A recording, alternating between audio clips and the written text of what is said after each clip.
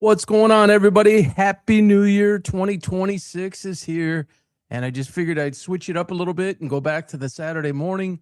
Like in the past, Saturday morning, 10 o'clock. We did that for many weeks in 2025. And some scheduling conflicts last night made us have to push it up this morning. So, good morning on this Saturday. And I'm glad to be with you. We're starting off this new year. And I hope you guys I hope everything that you hope for, wish for, work for, pray for in 2026 comes true. Just share a quick story for you with you guys, and I'm sure some will join in live here. If you're seeing this on a replay, on a clip, or what have you, quick story about me. It's this year, end of next month, beginning of March, marks 10 years where I was basically supposed to die. It's amazing how life goes so fast, and it's like a blip on a radar screen. And it's going to be 10 years. Entered at the hospital end of good morning 12/24, end of February and into March of 2016. I had a diseased thyroid that I didn't take care of, and that went on for months. To be honest with you. Didn't take care of it, and eventually it said, all right, I had enough of you, and I went into full-blown thyroid storm. I went into sepsis, pneumonia, heart attack, had to have my thyroid removed, thyroidectomy. Generally, when you enter thyroid storm, you're done. They take you, you're cooked. Very rare that you come out. And I was in a coma for almost 3 days, in the hospital for about 3 weeks total. Changed my life forever. Very lucky to be alive. Glad to be here. 10 years have passed. So it's one of the reasons that I end my show every week with the phrase that says, hug someone, hold someone, love someone, life is short. I got a second chance. Not everybody gets a second chance. And no matter how hard it can get sometimes, no matter what is presented to you, always be grateful for the time that you have with the family, friends, and those people and places and things that you enjoy most. Literally, life goes fast, and it throws all kinds of curveballs, and sometimes you get some hits, and sometimes you swing and miss.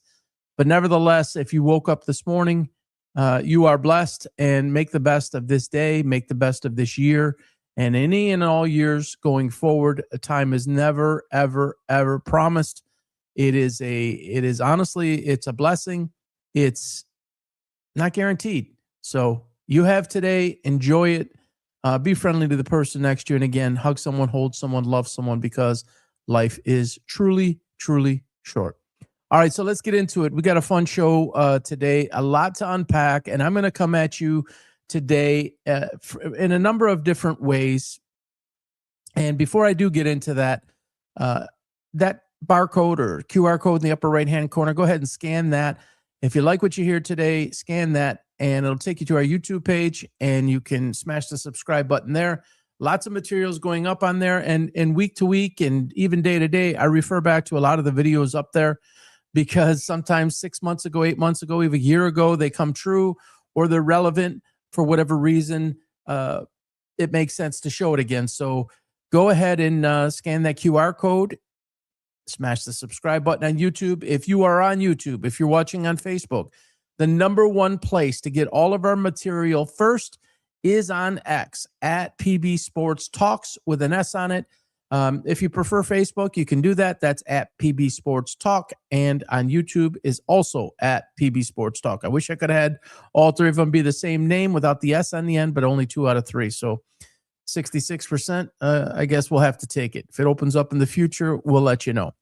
So again, week 63, holy smokes, that's been 63 weeks, plus we've missed a handful, maybe 6, 7, but counted each week as it sits with the show, and have kept track of that accordingly. So this is the 63rd weekly episode. Basically started this whole shebang in about April of 2024, I started experimenting with it. And then not until October 10th or somewhere right around that range in 2024 did I have the first show. And so we're 63 later. I've had many other live streams, many other streams. And this is the first, or excuse me, this is the 63rd of those that are special once a week shows. So again, if you're watching, and I see some that are, thank you for joining. All right, so today I'm going to spend, and if you don't know me, I have a long history in coaching, and I go over this just constantly. And I get into all kinds of fun conversations on X, because most people think about something from a fan perspective, fanatic, fandom, fan, and they fail sometimes to think about it from a coaching perspective or from a business perspective, because let's make no mistake about it, we're seeing it in college football right now as it gets completely destroyed. And I have countless videos up on the YouTube platform talking about NIL, the portal system, and how sports are being ruined at the youth level prior to NIL and portal. It's why I exited out in 2015. I was sick, but I wasn't in the hospital sick yet. And it is part of the reason I just got tired of it, the politics of it, and everything that just was straining. There was no more love of coaching for me, because it became more than the sport. And as we're seeing now, players in college, even high school, folks, if you don't think that people are getting paid in high school to come to certain programs before it comes time, I mean, you're just fooling yourself. The truth of the matter is it's a chain, and it's churning, and it's basically a locomotive. And it's all about scouting in the young levels in grade school up into high school to then get you to come to college. And then, of course, the pro draft to get you to go from college to the pro game. So I'm going to talk about Kurt Cignetti today. Sorry, Coach. I apologize for that. And what a refreshing example for me. I'll just speak from my perspective and what he has meant for the University of Indiana, which was forever a basketball school. It is no longer a basketball school. It is a football school. And Coach Cignetti comes with a lot of, no, unfortunately, I don't talk about soccer. Sorry about that. The Danish Soccer League. No, most of it is the major four American sports here, with football and basketball being the top two. Sorry about that, Carl. He's been refreshing, although he's, I believe, 63 years old. His attitude, his approach to the game, for me and from my lens, the way I look at it, is truly, truly special. And what we are witnessing right before our eyes is one of the greatest examples of coaching and leadership in the history of all of sports. And it's amazing, James Madison to Indiana. I mean, these are not world beater schools, right? This is where system, philosophy, approach, coaching comes into play. Other than Mendoza, if I ask the average fan to name 2 to 3 players on Indiana, and you can't be from Indiana, most people aren't even going to know who they are. They're truly not going to know who they are for the most part, unless you're a lifer, unless you're from Indiana, or you're from James Madison and you followed Coach Cignetti in terms of watching the program, or somebody transferred and came with, etc. Very difficult to name those guys. How rare is that? How freaking awesome is that? There's no flash, okay? And this is how I coach. I don't give a care about what it is you think you can do individually. It is how can you take your approach, your talent, your ability, and inject that into the team and mesh that in with the team and the concept, the buy-in, philosophy with the buy-in, to then do your job and never have it be more about you than it is about the team. We are seeing it across the nation. We are seeing it at the pro level. We're seeing it at the AAU level. What Coach Cignetti has done is extremely, extremely difficult to do. It is just yeoman's work what he's done. Let me get this larger screen up for you guys. It is so difficult to have a system like that. I'm going to play a cut. I'm going to play a video of his, and I literally got the chills right now because, hi, Kelly, because what he is doing is very difficult to get coaches administration, boosters, regents, campus, everybody to buy into it. And he came in with some arrogance and he said, Google me, I win. And, his interviews are short, they're cut, they're to the point, there's some dryness there. But truly, and I learned this probably about 15, 20 years ago, I would say, where I really, really learned how to have a structure, how to have a plan, how to put that strategy in place, how to get people around you to buy into that. It is never easy. And he said it. He said it recently. Winning certainly helps. Okay. He talks about how he manages his coaching staff and how he manages his team. He doesn't keep them there all night. But when they are working, when they are in the building, when they report in at 7:30, he even used his fingers. He said, we are on. This is a business. We are on. We are on point. We have a plan. We're executing that every single day. We have a standard to live up to. So let me play Coach here, and just you can share your thoughts right here on the screen. I'll be happy to answer any of those from a coach's perspective. Again, I coach middle school, high school, AAU. I won 7 championships as a coach.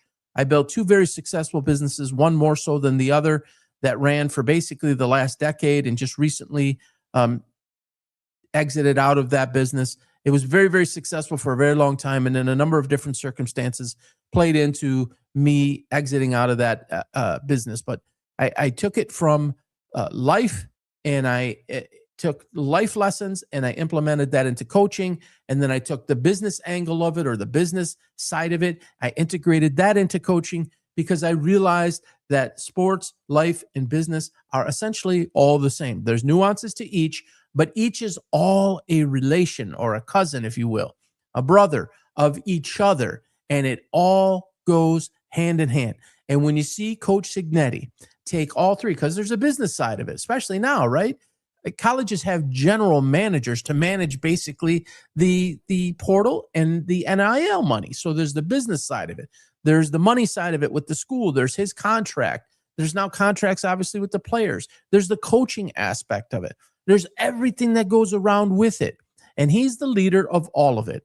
It is truly special. And here's Coach. This is last January at a conference. I want you to listen closely. Save this. Use this. If you're a coach, my gosh, use this and refer back to it. If you're in business, use it, refer back to it. If you are in sales, use it, refer back to it. This is incredible. Some will think that this is really rigid, and it can come off that way. But I'm telling you, if you're looking for something in your life to change your life, to get focused on something and just go, listen to this, save it, plan to a standard, not the circumstances. That team for about 3 straight weeks, from the first play to the last play. Fast, physical, relentless. Smart, disciplined, poised. 1 play at a time, 6 seconds of play. Every play's got a life and a history of its own. Like it's nothing. Not affected by success, not affected by failure. On to the next play. Never satisfied. Plan to a standard, not the circumstances of the game. You're up in the 4th quarter, 52-7. Okay, it's not okay to let up because of the circumstances of the game, because you're playing to a standard. Habits. First you form your habits, then your habits form you. And you have in life freedom of choice, but not freedom of consequence. Absolutely outstanding. I'll share a couple stories with you related to that. So I'm originally from Detroit, Michigan, born and raised, first 19 years in Detroit, lived in Michigan for 53 years of my life, almost 53, just relocated full-time to Florida in February. There is and I hate to call you out, Sean. Sean Belizian is a radio and now streaming personality in Detroit. Been around since the early 90s. The Fan and The Ticket, and now he's Woodward Sports and all over the place. And Sean would always say this, and it drove me absolutely crazy. It doesn't matter how you play. A win is a win is a win. No, it's not. This was long before I became a coach. This was long before I became a business owner. And I cannot emphasize this enough. Literally, I cannot emphasize this enough. It matters how you win, and it matters how you lose. And when coaches like Kurt Signetti have this type of success, people say, my gosh, how did that happen? I just don't understand. It is that philosophy, folks. He will only put staff, he will only put players around him and the program that believe in and follow that philosophy. Fernando Mendoza, the starting quarterback of Indiana, when interviewed at the end of their game the other day, he didn't even know who they were going to be playing. The Oregon game had ended before they were playing. He didn't even know. What does that tell you? Does that mean that Fernando Mendoza doesn't like football? Does that mean he doesn't have situational awareness or is aware of surroundings and such? No, that's not what that means. What that means is he was late, and I'm not sure if I 100% believe that. I'll just be honest with you. But let's just go ahead and assume that he's being truthful on that. That is laser-like focus and preparation and approach. He was busy. They were prepping as a team. They were in pregame and all their, whatever, final walkthrough speeches and all that type of stuff. And he didn't even know Oregon won. It requires that type of focus by a full team, by a full staff, by a full athletic administration, by everybody in the university to watch this go through and mow these teams down. It's one of the reasons why I have Bill Belichick in the back. Yeah, well, Brady won't allow it. I still think 12-24. I still think he's going to exit out. I really do. I could be wrong, but I think he's got to be hands-on, and I'm going to get to Pete Carroll here in a little while and kind of hone in on that. Bill Belichick was very much the same way. Here's our philosophy. Need your buy-in. If you're all about you and your contracts, we're going to move you along because that's just not what we're here to do. And then you start winning all those Super Bowls and people want to know why. People say, well, is it just Brady? No, it isn't just Brady. And Brady was a massive part of it. He's the greatest of all time, in my opinion. That is also the greatest coach of all time. Put the two together, unstoppable. Separate them, well, there was some fraying there. But it was a philosophy and a system that Tom bought into. I think he would tell you that. I think Coach Belichick would never let you stray from that. I think if you go to the guys like Brewski and Willie McGinnis and Vince Wilfork and all these types of guys from all those years, I think they would all tell you the same thing. So Mendoza would tell you about that. Roman Hemby would tell you about that. All the guys in Indiana would tell you that about Coach Signetti, in that we are here to do something as a team. In that video, he said, and this is another thing that drives me absolutely insane, and Coach Belichick didn't do this either. So Belichick and Signetti are on the same page. If you're up 52-7, you do not stop. You don't stop. Why don't you stop? Well, you're going to rub in the score and you're going to make the other team upset. And this, and okay, if it's 1 minute left or whatever, 1 minute and a half, something like that, you kneel on the ball, you end the game. But you start the fourth quarter at 52-7, you don't stop. You run your offense, you run your system, you run your defensive strategy, you run your game plan. Why do you do that? You don't ever let complacency step in. This is not a water faucet that you turn on, that you turn off, that we're going to rest guys, that we're going to play guys. We're going to shut them down, and then we're going to turn them on again next week. We're human beings. We have ups and downs. It's enough of itself off the football field to manage one's emotions and get yourself right with whatever it is you're doing in life, to then play the game of football at a very high level and be number 1 or number 2 or 3, whatever it is, 5 in the nation. And then the coaching staff's going to just shut you down and turn you off. Like you see in the NBA constantly. The resting, it's an absolute disgrace, and it's absolutely poisoning the youth people because they think it's okay to go when you want to go. And it's not okay.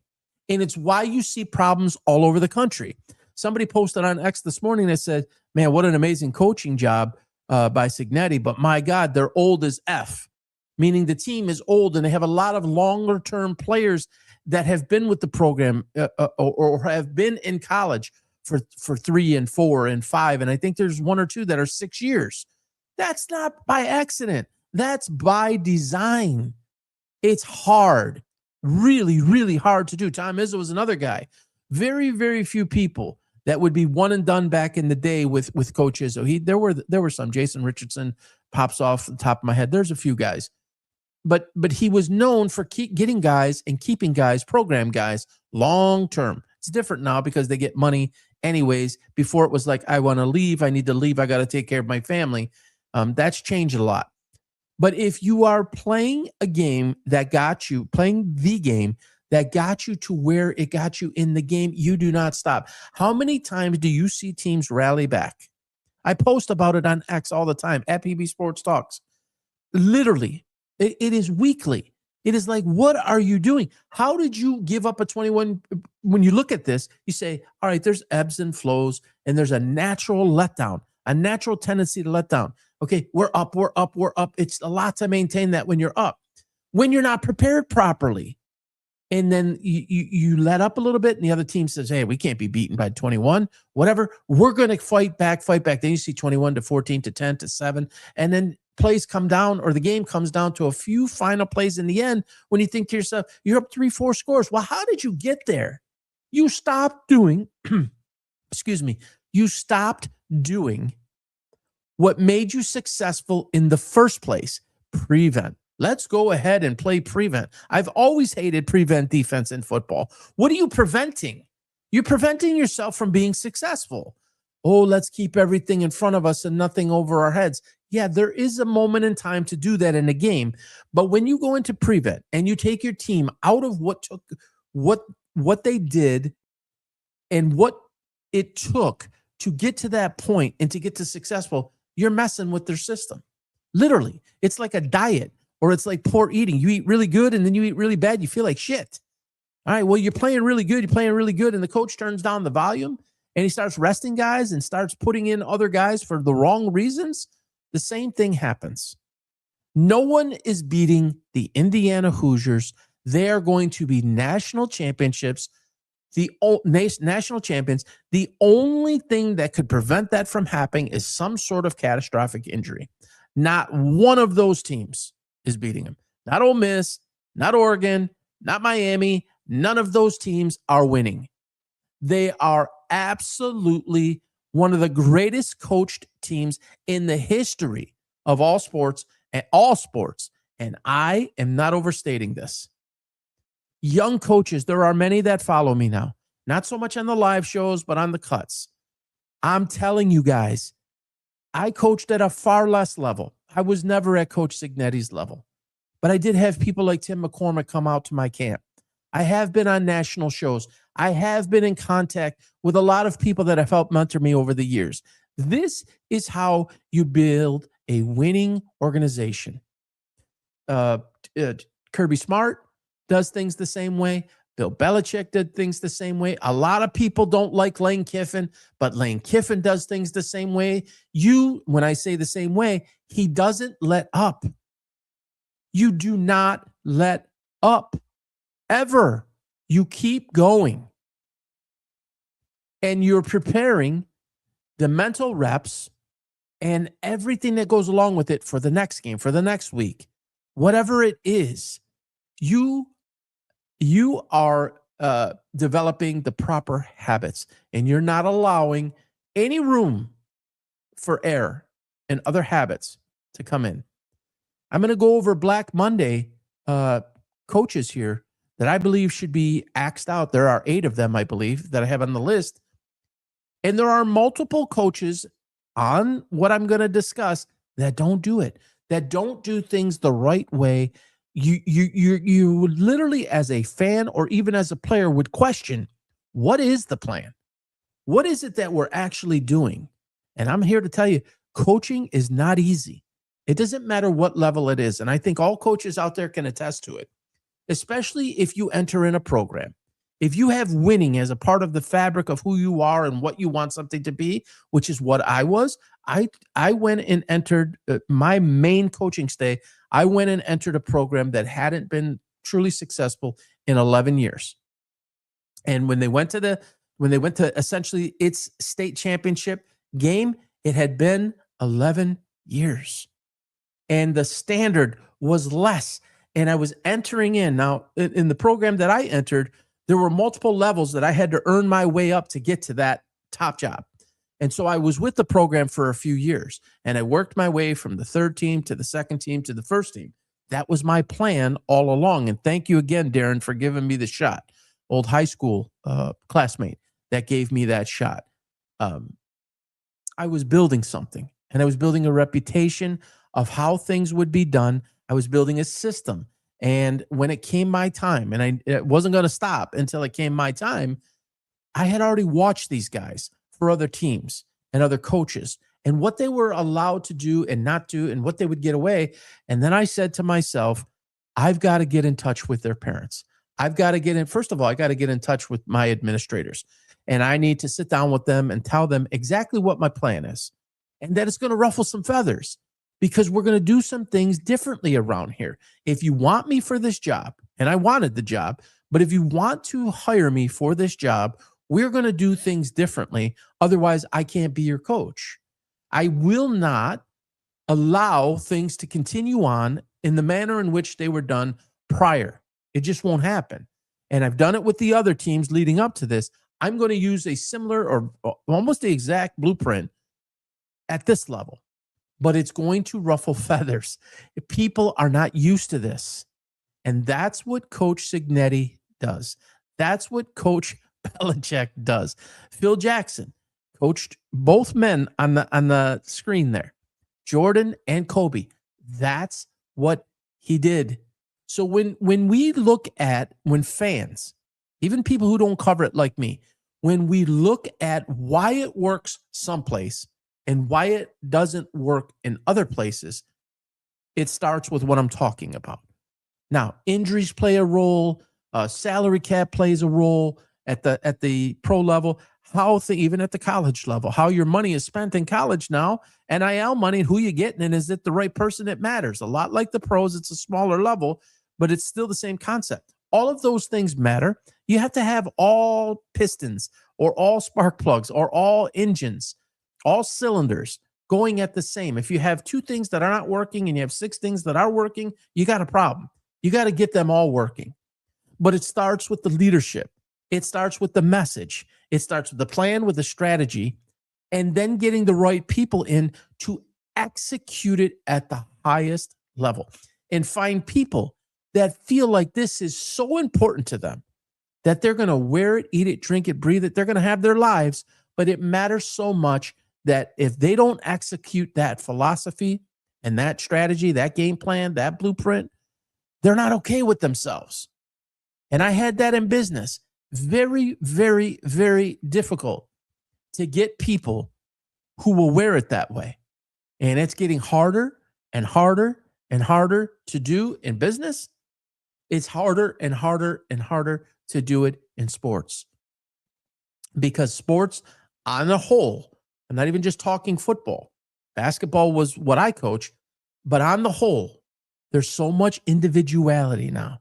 There's so much me and not we. It's been cliche forever, but it's never been at the level that it is now. And this will be cut up in pieces, and I hope that this makes a difference in people's lives. I hope this makes a difference in parents' lives. Because when you find a coach that operates like Kirk Cignetti, you might not like it. You might not want your kid to go there because, it's not going to be spotlight on him. But winning is going to be. Excellence, a standard of excellence will be. And ultimately, if you are good enough, the rest will take care of itself. But if you're about winning, if you're about standard, then you go play for Kurt Cignetti. And there are others, Kirby Smart. There are many, many others. This is not just Cignetti, but there are a lot of people that don't believe in it this way, or they don't know how to execute it this way, or they don't know how to stay consistent to it. I mean, you're one person with an idea, with a strategy, with a plan. Then you have to have the ability to bring in people around you and get that buy-in and lead them, but then have enough people around you that are maybe smarter than you in areas.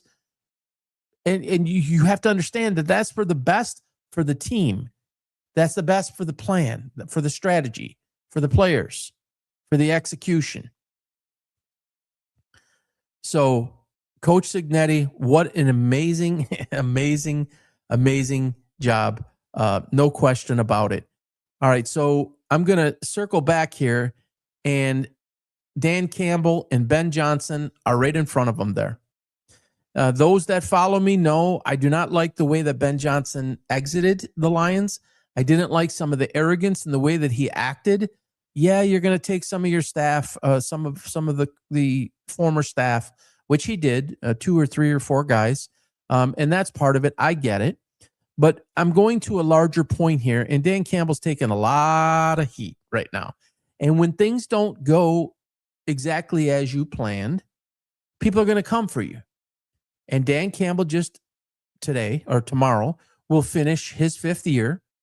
You want to talk about taking over a program and having to 60, 70 years of futility and loser mentality and toxic BS and a denigrated fan base and just the worst, maybe of all time, worst operated franchise ever. I mean, the Cubs, there's some others in there historically that are in the running for that. It's not an honor, but running for that title. And he had to come in and he had to take that all. And in your 3rd year, you're in the NFC Championship game. It's very much the same philosophy and the same system as Belichick behind me, as Cignetti, who I just talked about, as Dan Campbell. It's a philosophy, a strategy. It's about bringing in the right guys that fit and that are at the right price and bringing in the right staff to help you execute that. And so I'm not going to sit here and tell Dan Campbell he's doing a terrible job. For the first time ever, I've started to question some of the things that he is doing. And we're going to see what happens now in year 6. Don't fall in love with your guys, Dan.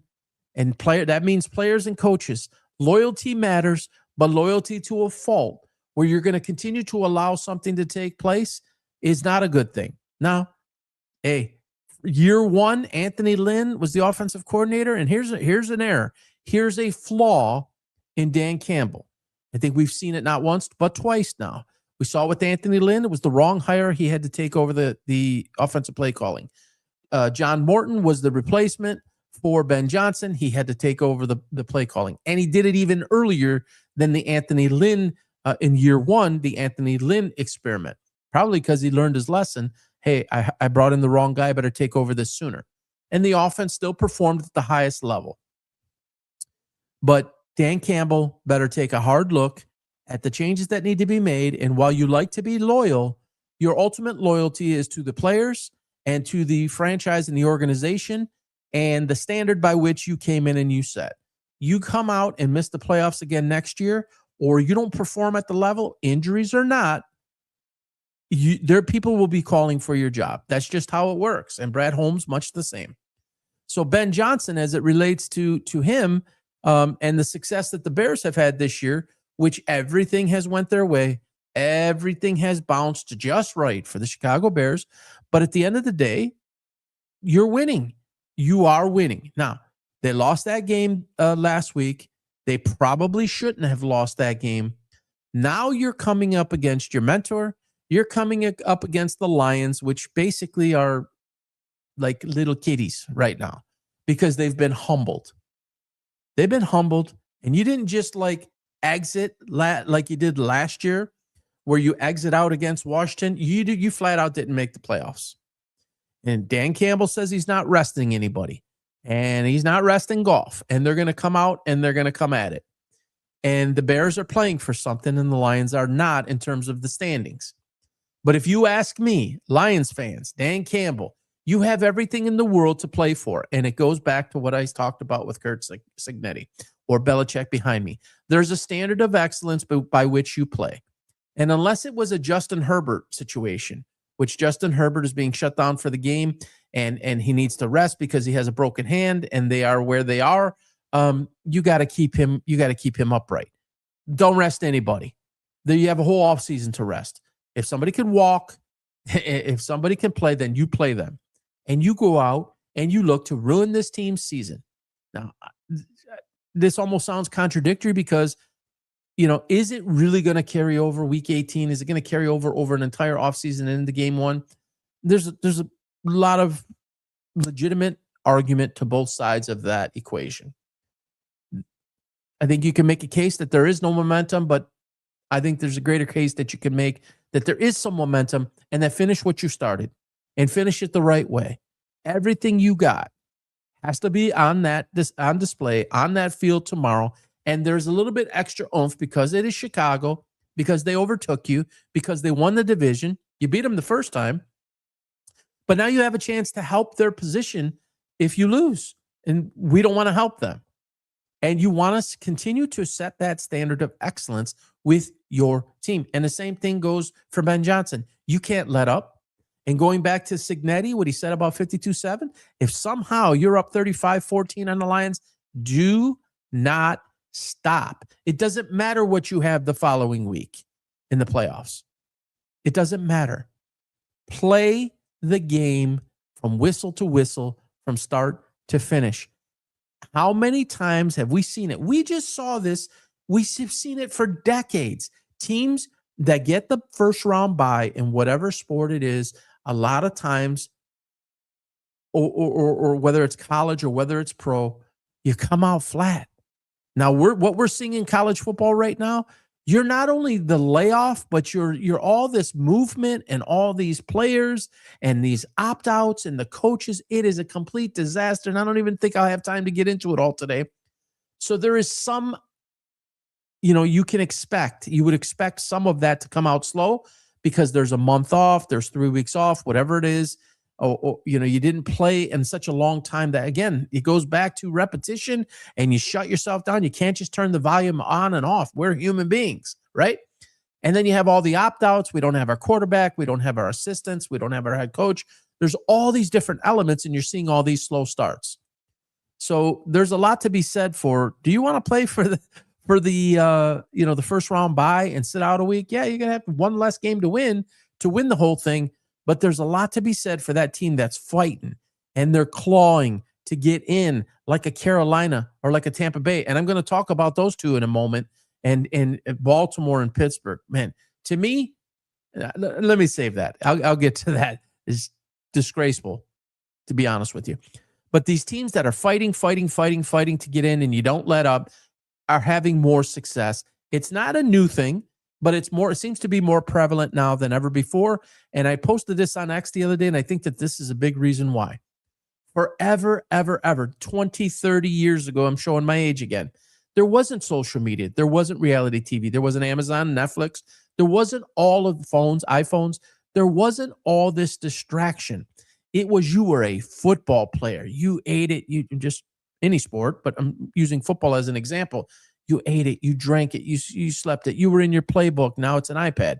So you'd be, you're in your book, you're in your walkthroughs, you're talking to your coach, you're getting together with teammates. There's so much room now for distraction.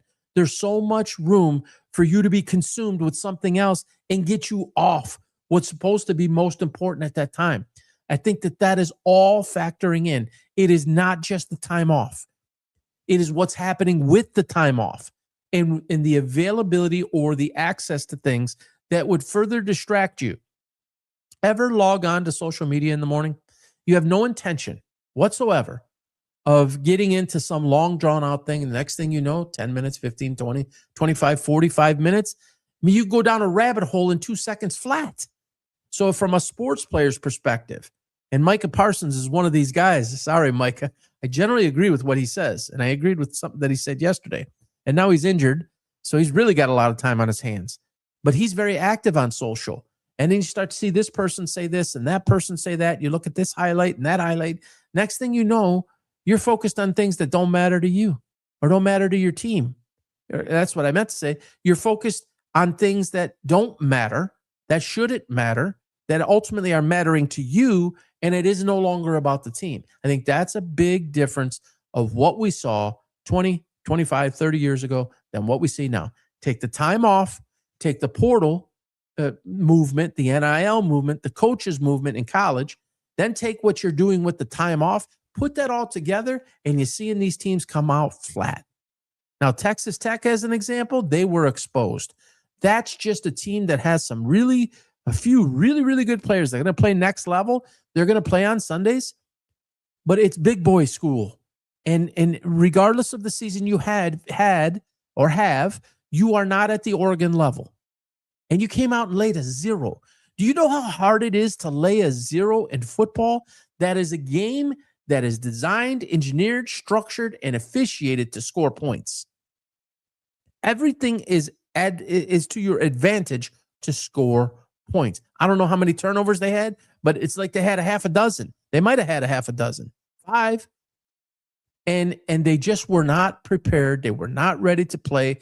It was above their heads. They played above their heads all year long. That is not to knock them.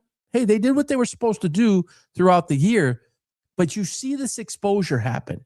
People will say, oh, that's the best that money can buy for Oregon, this and that, this and that. You still didn't perform on any level that would justify a 4 or 5 or 6 ranking in the country. You're just not. And you had that time off, and you got extra beat. And so I think that this is all a percolating problem that I think makes it harder for coaches. Like you have it used to be human resources. What do they call it now? I work for. I'm the people director. I'm the people person, because they want to make your people happy. You're going to have to hire people now at these universities just to, like, I'm the director of focus, because there's so much to distract us. I say it all the time. People laugh at me. We live in a distracted society. 100% a distracted society. And there's all that temptation out there, and we're seeing that on full display week after week after week right now. So this is a heck of a game tomorrow. I will be watching it, not just because I'm a lifelong Lions fan. As you can see behind me, I am looking to see how Dan Campbell's team performs when there's nothing on the line in terms of playoffs, or, there is no next week, no next week's game to play. So we're going to see, and I put Cignetti right behind them. Ben Johnson and the Bears have everything to play for. Dan Campbell, statistically, nothing to play for. We're going to see how both of these younger coaches, how much they compare to Curt Cignetti behind them there in the picture. Going to be very, very, very interesting to see. All right, so I teased at it a little bit ago in terms of this right here. Black Monday is coming in, 2 days from now. I have, 2, 4, 5. Wow, I have 9, not 8. 9 coaches up there. Let me move this so everybody could see this. Todd Bowles, Mike McDaniel, Raheem Morris, Kevin Stefanski, Mike Tomlin, Mike McCoy, the interim coach at Tennessee, Pete Carroll, Zach Taylor, and John Harbaugh. Every one of these coaches, I believe, needs to be removed. That's a lot. Usually there's 6 a year. If that happens, and that's 9, I mean, we already know that Mike McCoy is in the interim spot. But we're talking about long time coaches in Todd Bowles, Pete Carroll, and Mike Tomlin that I believe should be fired, and not one of them. Not one of those 3. But let's put Harbaugh in there too, because he's 62 now, I think. So Carroll, Tomlin, Bowles, and Harbaugh all need to be fired Sunday night or Monday morning. And I personally do not believe that any one of those 4 should be a head coach in the NFL again. If one of them wants to take on the college realm, I guess go for it. But not one of those 4 should ever be a head coach in the NFL again. I know that's a strong statement, but it's one that I believe in. The game has passed Pete Carroll by. He's too loyal. Great guy. Has meant a lot to the game, both the college and the pro level. Nothing but respect for him. Todd Bowles, another great guy, leader. Harbaugh, same way. Tomlin, good guy, same way. What he's done for Pittsburgh is admirable. 16, 17, 18 years. Just, terrific. But there's an expiration date, right? And each of those are past expiration. It's just, that's my opinion, but I believe it's fact. Pete Carroll is 74? I think he is 74 now. Acts like he's 54. Good for him. But go live your life, Pete. You're not a head football coach anymore. Todd Bowles, we're going to find out, I think, that Baker Mayfield has an injury of some sort of significance. I want to believe that because I don't want to believe that Todd Bowles would sit back and allow your team 2 weeks ago against Carolina, ran the ball 35 times. They said coming in, we're going to run, and you have weapons all over, and you ran to a fault. I want to believe it's because they can't let Mayfield sling it because there's something still with his shoulder. But there's a chance that just was the game plan and that they felt that was the best way to win. I mean, you got 6 major weapons, and they didn't really use any of them except for Bucky Irving out of the backfield. Then you got Zach Taylor, younger. You got Mike McDaniel, younger. You got Raheem Morris, who's on a second shot, younger. And you've got Stefanski, younger. Let me just address Stefanski. Was coach of the year. It's just not working in Cleveland. It's burned to the core. You never, and this is Andrew Berry. This is Haslam. I'm not going to go through it all again, Cleveland guys, but it was set up for failure. This is what I was talking about with Cignetti. You have to have the organization, the coach, the players, the whole administration. Everybody's got to be on the same page. Not everybody was on the same page in Cleveland. What coach, like seriously, what NFL coach, when you're given what he was given, when I say he, Stefanski, you've got Watson lingering out there. You went and acquired Kenny Pickett and Joe Flacco. I can't believe I'm still talking about this. You went and drafted in the 3rd round Dylan Gabriel, in the 5th round, arguably one of the most polarizing figures, along with Johnny Manziel and maybe a couple of others in the past decade. No one has ever been more. With a father who don't stay quiet, and all this, and you just throw it. You just drop it. And you dropped it in a place named Cleveland, a franchise that has a great fan base that is so desperate for winning, and you said, Kevin Stefanski, figure this out. Are you serious? How do you figure that out? You're running trials and auditions in season in terms of who your quarterback should be. Hey, let's try Flacco. Hey, Pickett. We were going to try Pickett, but he got hurt. Oh, let's trade Pickett. You know what? Let's try Dylan Gabriel. Let's try Shedeur Sanders. Hey, we got Bailey Zappi on the practice squad. Maybe we ought to give him a shot. Dude, auditioning is not for the regular season. If you make a mistake with one guy, you go ahead and play that second guy, and then you stick with that guy all the way through. This is not like let's try 3, 4, 5, 6 guys. He was given a really bad hand to deal with. I'm not even talking about the players that he was given necessarily. I'm talking about the philosophy behind that. It's like, let's figure this out in real time, and let's embarrass ourselves, and let's make it harder on every single one of those guys too, by the way. Let's put each of those guys in a like a no-win position where it's like, Dylan Gabriel, how are you successful? How do you have an opportunity to be successful with Sanders behind you? Hey, Flacco, we don't want you no more. You're done. 4 weeks. We're going to Dylan Gabriel. Hey, Dylan, you hit your head. Now we're going to go with Shedeur. Up. You got the media blowing up. It's like, it's done. Move on. Bring in somebody new. Sort that quarterback situation out in the offseason. If you have any intention of drafting a top quarterback with your pick, you better get Shedeur Sanders out of town. Either Shedeur Sanders is your guy for next year, and you're committing to him right now, or he's gone. And I said this on January 19th. I'm not going to say it again. If you don't know who I am, go ahead and follow it. I picked him as a 5th-round draft pick. And then I said, it was in 2 days after the draft, it is a no-win situation. He will never be a backup for any team. If you have any intentions on drafting Mendoza or any other top-flight quarterback, Shedeur Sanders better not be on your roster, because you're just going to repeat the chaos. 100%. So you are either all in or you are all out with that guy. You can never have him as a backup quarterback on your team in Cleveland ever again. I personally, and I said this, he is a clipboard holder, but you cannot have him as a number 2 or number 3 on your team because he's got too much of a big mouth, and so does his father, and it will impact and affect any team, no matter who it is. This is not just a Cleveland team. Cleveland's just first. You want to bring him over the Jets? Aaron Glenn will never, ever in a million years put up with that. Notice I don't have Aaron Glenn on here. Sorry, John Frusella, NFL Frusella.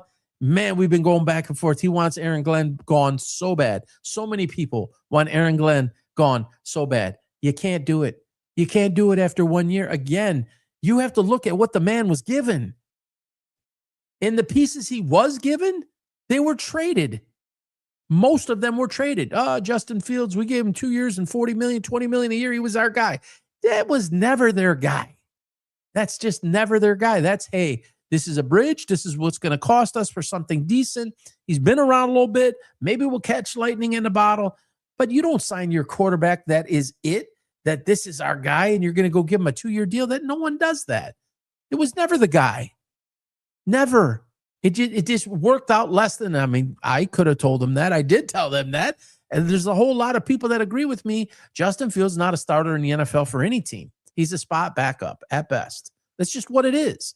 Everywhere he's been, Chicago, Pittsburgh, New York, it doesn't matter where he goes. He can go to the next team. It's going to be the same thing. He's the bench guy. That's it. You want a guy who can come in, give you a spark for a week or two, like a Marcus Mariota type guy? That's who it is. And there's value there. There's a need for something like that. But that's what he is. He's not a starter week to week to week to week. He can't operate the position the way it needs to.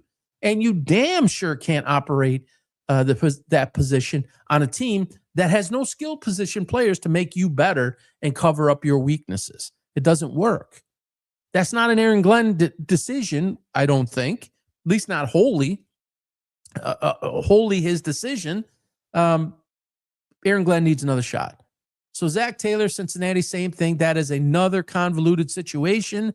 Again, it goes back to, if you don't have the philosophy, the strategy, the plan throughout the entire organization, you will fail. And you will do it at any level, the pro level, the college level, the high school level, AAU, middle school. Doesn't matter which level. Trust me, I'm telling you, I lived it. It's the truth. And I watched others do it that didn't have a plan before me. And this is not like tooting my own horn, but I had a plan. And I had more success than any of those other guys because I had a plan. And I knew exactly who to go to get the buy-in to implement the plan, because I was going to ruffle feathers. I knew I was going to. It just wasn't the standard there. Change is not easy, and it's harder for some more than others. Each of these organizations needs change. Mike Tomlin, John Harbaugh they will flex that game. And it's like, again, this is the coaching lens. You are being rewarded as the flex game. That's the first part. You're going to be on national television, the only game, late night, Sunday night, for the right to go to the playoffs. One of these two below average coaches, the game has passed both of them by. There are fundamental flaws in both organizations too. Serious flaws. I talk about it all the time. Both of those coaches and their organizations, I have videos all over YouTube at PB Sports Talk. Scan the QR code in the upper right-hand corner. The loyalty to a fault by the Rooney family. The change from Ozzie Newsome to Eric DaCosta, and the loyalty to John Harbaugh in letting Mike McDonald, not McDaniel, McDonald escape from your franchise set you back a decade. That is one of the brightest young minds to come across the NFL. There's a handful of them. Sean McVay. There's a legit. I think Dan Campbell's one of them. Maybe Liam Cohen is going to be another one. There's a legit handful. You let that man. He was in your building. You didn't have to go find him. He was there. He left. He went to his brother's place. He came back, and then you let him escape when you should have said, maybe they did. Hey, Mike, would you be interested in interviewing for this job? You got to be careful how you do that, right? Because your loyalty is to Harbaugh, right? But if it was really about change, if it was really about winning, then you sit down and you have that conversation. Again, maybe they did. I don't want to say they didn't, but they didn't go that far because Harbaugh ended up being your coach. And it could not happen. And it cannot happen any longer. You will repeat the same identical thing. And let me address Lamar Jackson. Man, am I on the record years. From my very first video that I started back in 2024, I talked about Lamar Jackson isn't even in my top 8 quarterbacks. I get called a racist, a hater, everything you can name, because people think I say that because he's black when I have two or three black quarterbacks ranked ahead of him. I don't see how it can be I don't see how it could be racist. Like 8 people on the board behind me, 4 of them are black. It just makes no sense. Lamar Jackson is not a starting NFL quarterback in terms of if you want to build an organization and him make players around him better and go to the promised land and win it all. He's not that guy. And there's talk about he's going to go to Miami and the Dolphins. Hey, let's go get him. What's that going to do? And then somebody said, let's trade Jalen Waddle, and I don't know, they named a couple of other players. I'm like, all right, so you're gonna trade the weapons that you have, and then you're gonna go get Lamar Jackson, who can't do much of anything as a drop back passer. Now you're gonna take away all your weapons and trade them away for him, bring him into Miami, and that's gonna do exactly what? So it's gonna be Lamar Jackson and A-Chain? Come on, man. It doesn't work. So the whole thing in Baltimore needs to be blown up. The whole thing in Pittsburgh needs to be blown up. Aaron Rodgers cannot be your quarterback next year. Aaron Rodgers should be a quarterback of the Kansas City Chiefs next year. He has all the weapons over there. He has the right coach over there, the right system, philosophy, everything set up for Aaron Rodgers to plug and play next year and have a legitimate chance, a now chance to win the Super Bowl next year. It is not in Pittsburgh. Whether Tomlin stays or goes, there's too much wrong with the franchise and whoever made the decision. And this is not because he went and argued with the fan.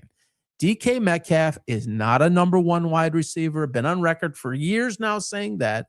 He's a solid 2, not a 1. And then his behavior kind of just validated and amplified the point that you would go get a 2-game suspension, even though it's been reduced to 1. Everything's on the line, and somebody called you Declan, and let's just assume that is what, or Declan, or whatever his real name is. I don't know him by that name. I know him by DK. So the fan wanted to get under his skin. He sure did. And, he's getting that game back, and he's going to be, suited up tomorrow night. And that game's a toss-up, by the way. I really think Baltimore's going to win it, but it could go either way, and one of those 2 teams is going to be rewarded. Raheem Morris, bottom right-hand corner.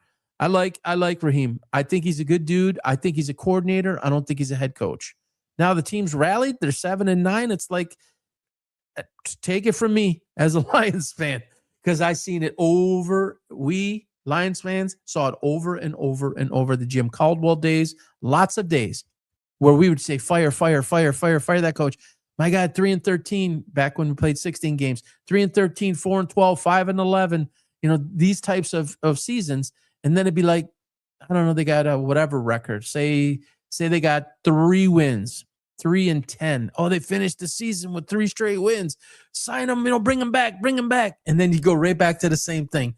Bring them back. Go right back to the same thing. Maybe you go to the playoffs. I think it was Seattle. It was 26-6 when Seattle was really good in the last run with the Legion of Boom. It's like, gotta go. So all 9 of those have to go. Zach Taylor might get a chance again. I'm a Lions fan again. I want Mike McDaniel as our offensive coordinator. He is a brilliant mind as a offensive coordinator. He is not a head coach. No one should ever let that guy stand behind a podium. He just can't do it, and that's okay. It's just not his thing. Put him where he is most successful and have somebody like Dan Campbell stand at the podium. Have somebody like Dan Campbell to run the entire program, right, along with Brad Holmes, and have McDaniel be the best. As in, we got all these McDaniels and McDonald's. Josh McDaniels, twice failed head coach. Extraordinary OC. If you don't think that Drake May's success has so much to do with Josh McDaniel, you are mistaken. Josh McDaniel is if he is not the greatest of all time, he is for sure top 5 greatest offensive coordinator in the history of football. Period. I mean, he left twice and came back. He did it with Brady. He did it with Mac Jones. No, he was gone for Mac Jones. That's part of why Mac Jones failed, in my opinion. And then now you're doing it with Drake May. And I wasn't super high on Drake May coming out of Carolina. I didn't even have him in the top 3 quarterbacks of that draft, and I'm on record saying that. Putting him in that situation and then fixing it and having Vrabel there with McDaniel there and giving him the stability and the proper coaching to learn and grow and do his thing, you're seeing that come to fruition. That's Mike McDaniel. That's who Mike McDaniel is, and he'll flourish in that role. He will flourish in that role. Speaking of Mike McDaniel and the Dolphins and who has to make that decision ultimately because there's no GM, can somebody please tell me, Stephen Ross, the owner of the Dolphins, has a business school named after him in Michigan, the Stephen Ross School of Business or Ross School of Business. He just brought in Troy Aikman as a consultant to find a GM. I mean, since I heard the news, I'm like scratching my head and I am trying to figure out how in the world that makes any sense. Troy Aikman is a name. Troy Aikman's a Hall of Famer. Troy Aikman's a broadcaster. I get it. I get, maybe you want to get his opinion, but you're going to bring him on as a consultant to head up the search for a GM for your football team that is a total disaster zone, that doesn't have a quarterback decision made, and you're going to employ, because it basically is, you're going to pay him as a consultant to come in and find you a GM. Wouldn't you want, yeah, okay, bruh, I get 3 million hits a month. Nobody on here, loser. Have a great life. Enjoy your 2026. Get out of here. Troy Aikman is going to, yeah, okay, buddy. Get out of here. Troy Aikman's going to advise on your GM. That makes zero sense. Get a successful former GM. Get this guy out of here. That's the thing, man. The world we live in is just extraordinary in that there are people that will do anything to tear you down because they hate their life. And that's so sad. There's a guy who came in here, he's dropping 6-7 messages, loser. There's nobody in here. There's nobody. I get over 3 million impressions a month. And I don't need to prove anything to him. But that's exactly what's part of what's wrong in our world, is people just hating on other people for the sake of doing it because it makes them feel good. Have a great life, buddy. You are certainly not welcome here. But they're going to do that, and so we move on. So you hire Troy Aikman to manage your GM search. Makes no sense. It's just repeating the cycle of craziness. Really, really crazy thing. So that's the Black Monday coaches. They should all be gone. This one here is really, I get a lot of heat for this. Listen, I'm watching it closely. I've been watching it closely. The Lakers are a mess. This graphic here was created at the end of last year. That's Luka before he lost all the weight. I'm the elephant in the room, LeBron James. I felt that they should get LeBron out of there. Yes, he had the option to opt into his deal, but have a conversation with him, get him to gracefully exit. And I was a fan of actually trading Luka Doncic prior to the weight loss and the dedicating himself, etc. But just fast forward here for a second in terms of Luka now. With the weight loss and everything, he's a one-dimensional player. It's what I said in the video that this lays over, and in multiple others. He is, he's 34 now, 33, 34 points a game, 7, 8, 9 rebounds, 7, 8, 9 assists, right in that range. That's great. He's a generational talent in terms of offensively. He's one of the greatest to ever play the game. But you look at those three players, what do you see? I see 3 offensive players. I see no defense. And the Lakers have a huge, huge problem going on. And you got to get LeBron out of there. And you got to do it almost immediately. I mean, they're not going to trade Luka at this point. But you're basically, I think it's next year, you got to pay him 300, maybe 320 million. Since he was traded, it cost him a lot of money. Dallas didn't want to pay him. Nico Harrison was 345 million, because he's no longer tenured with that team, I believe. I don't know the exact number. It's not quite 345, but after this year, or after next year, actually, it's 2 more years of tenure. I think it's 275, 280. I don't know. It just can't be the leader of your team. He's got to be your 2. He's got to be a wingman, or he's got to be a 3. And I mean, for the same type of production, Austin Reeves does the same production as Luka when Luka has been out and LeBron has been out.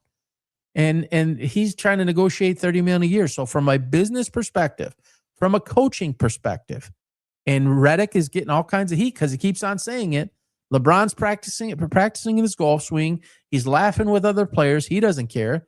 Luka doesn't care about playing defense. It's literally a dude, a matador out there, and he's a human pylon, and everybody goes around him. So it's like it's not set up for winning. And if LeBron left and you somehow got out of his money and, let's go get Giannis, it's not going to make a difference. These are ball-dominant players. It doesn't work. You can't just go buy championships like this, like in the past. The game is different than it was.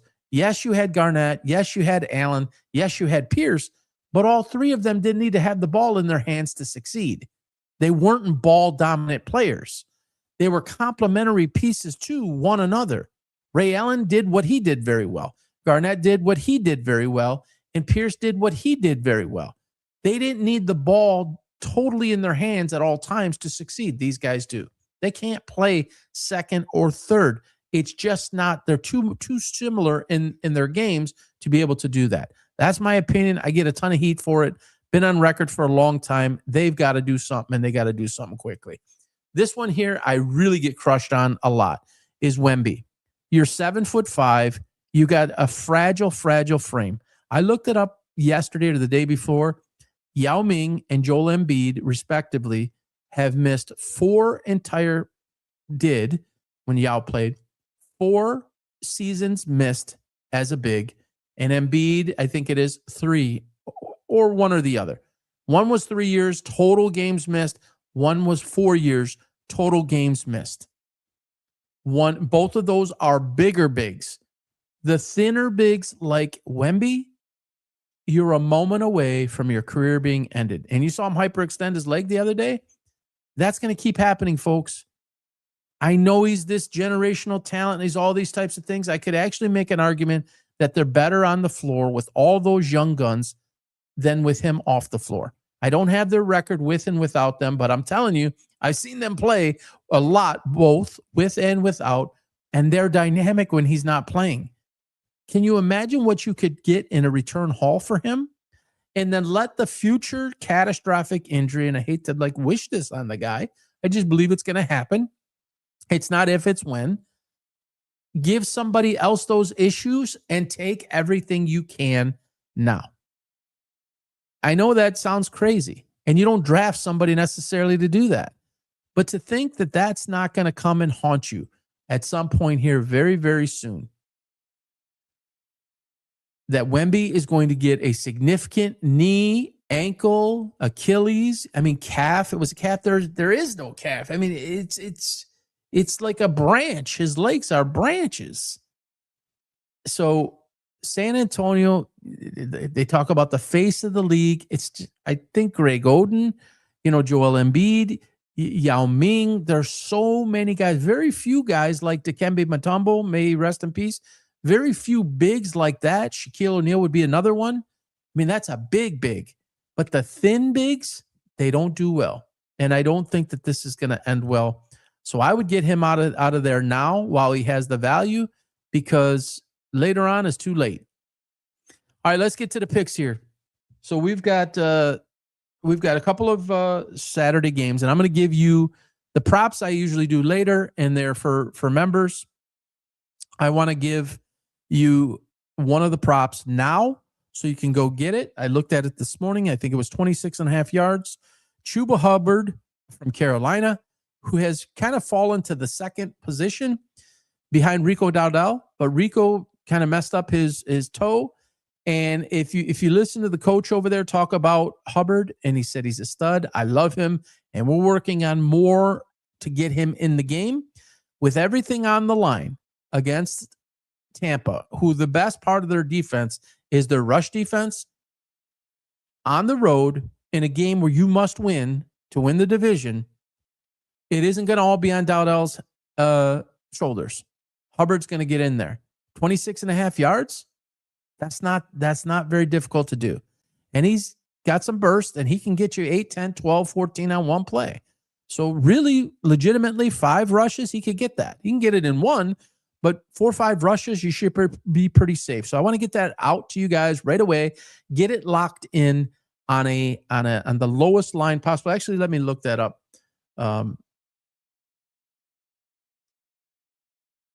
Yeah, I got you, but you still got to run the ball a little bit, Carolina Kin. You definitely got to run the ball a little bit, and I'm huge Tata guy. Let's see.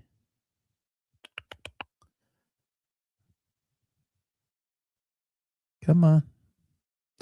I'm looking up Chuba Hubbard's rushing yardage right now. His prop yardage.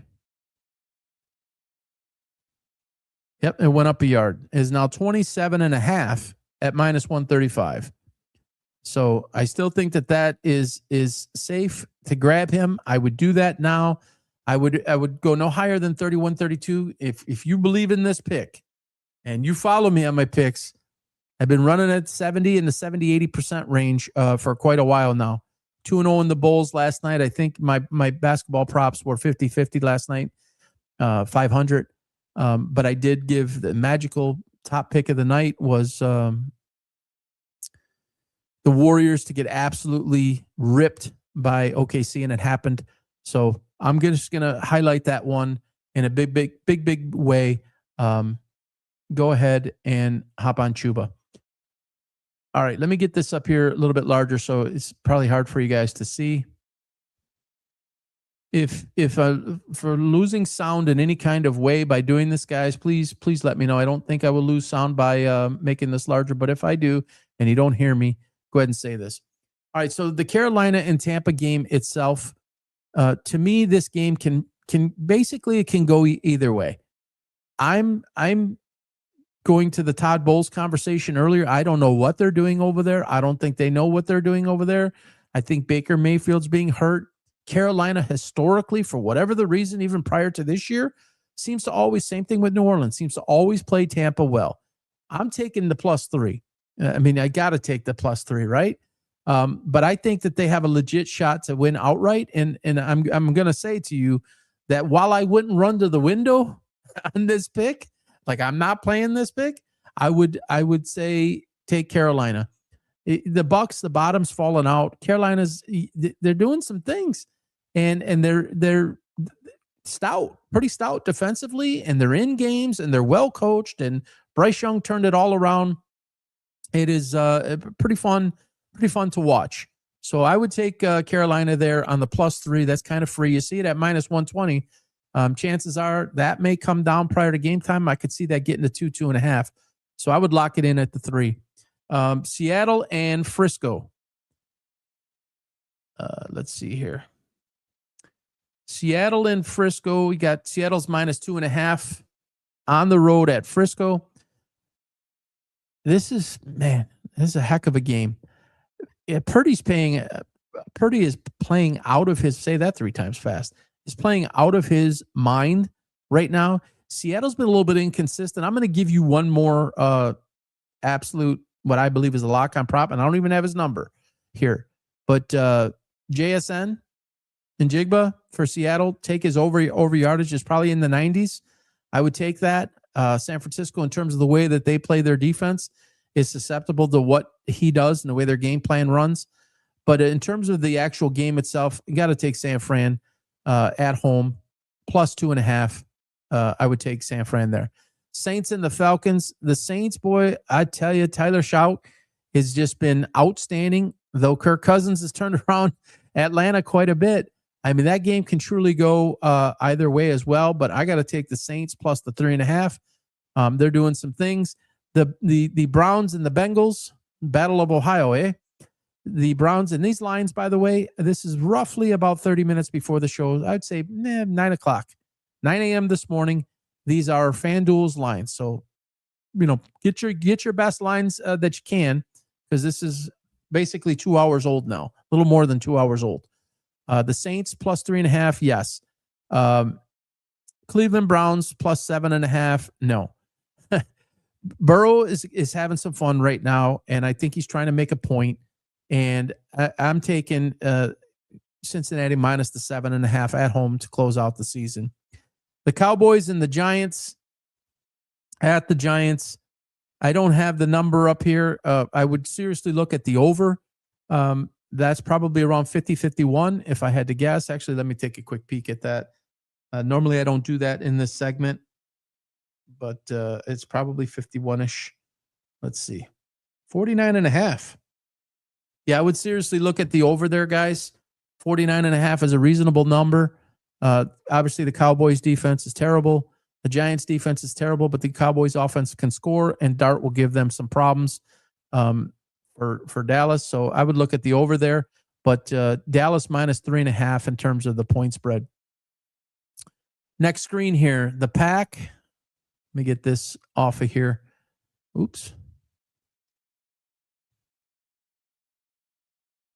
All right, the Packers plus 8. Packers plus 8.5. Is that right? I know they're resting some guys.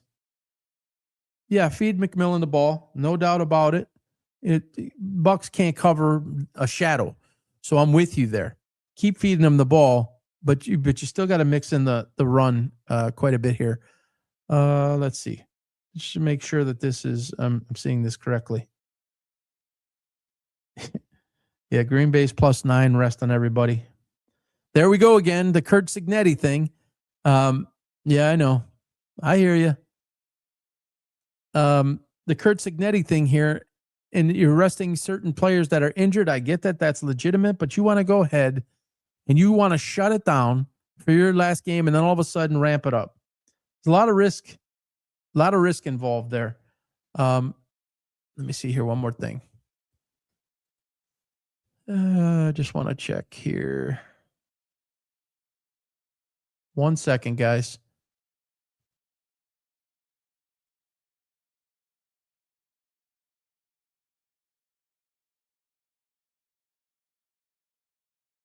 Yeah, so Green Bay resting so many guys.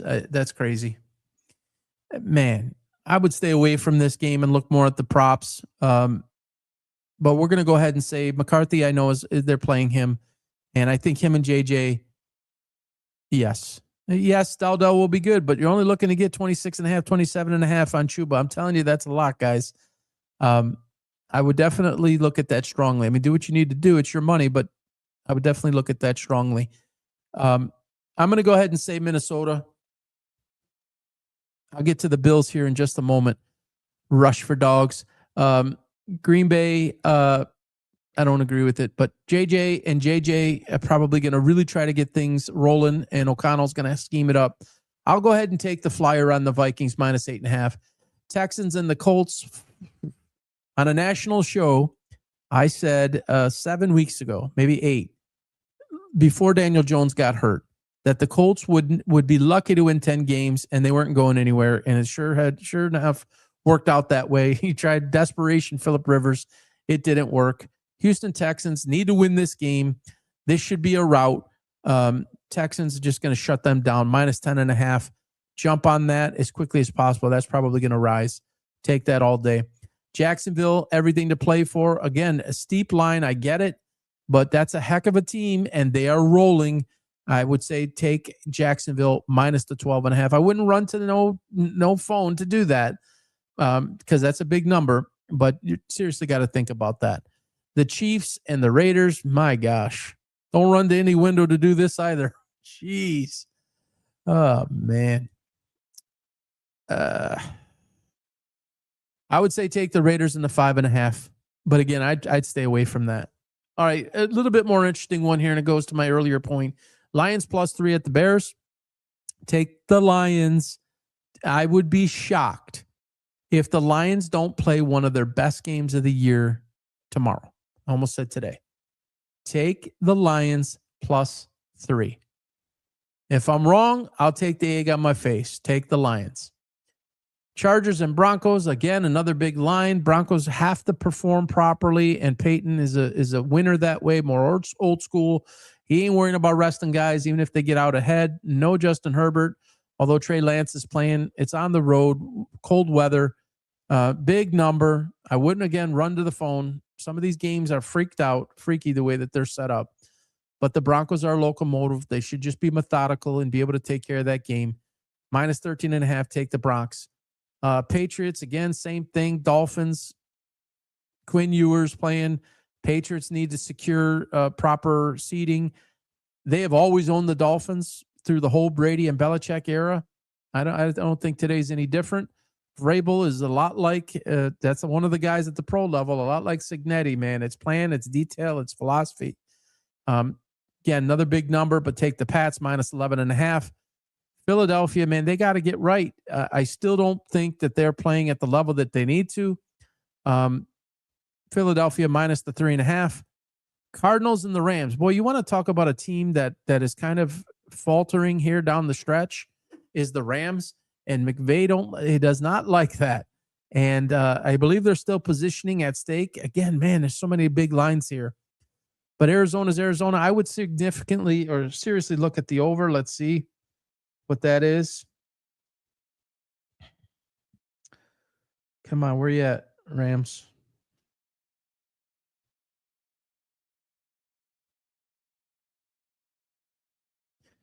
$46. I'd probably look at the over before I look at a winner on the game. All right, Buffalo and the Jets.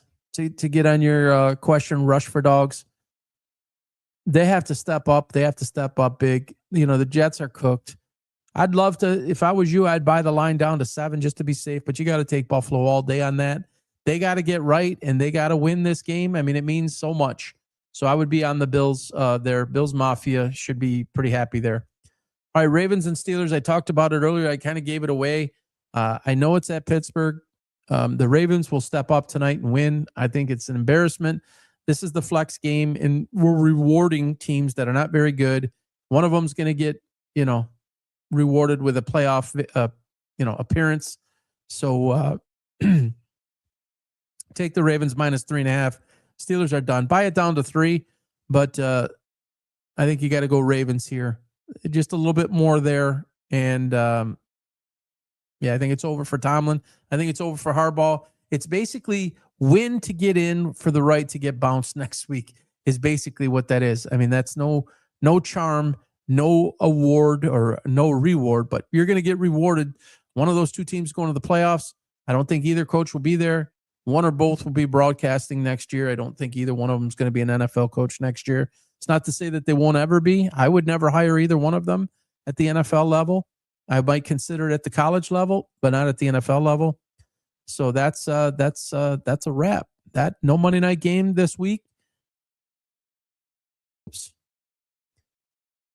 Unbelievable that the season would fly by this quickly. It always does.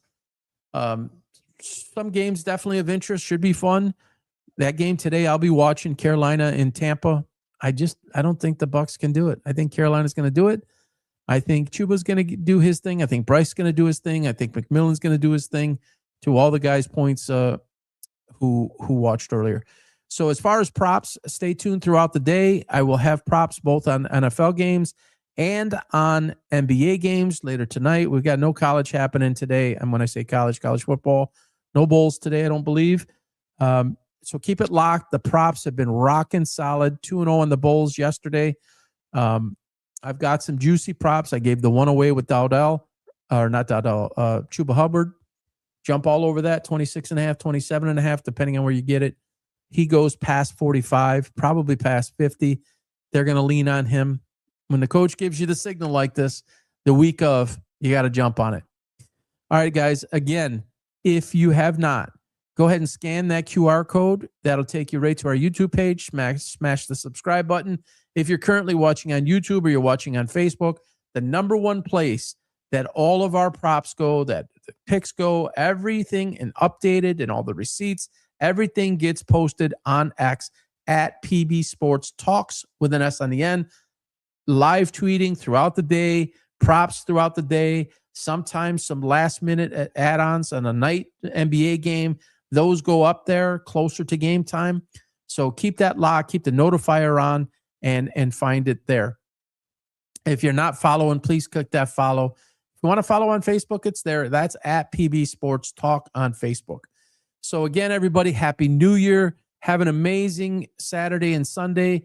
The best, all the best to you in 2026. I hope it, exceeds your wildest dreams.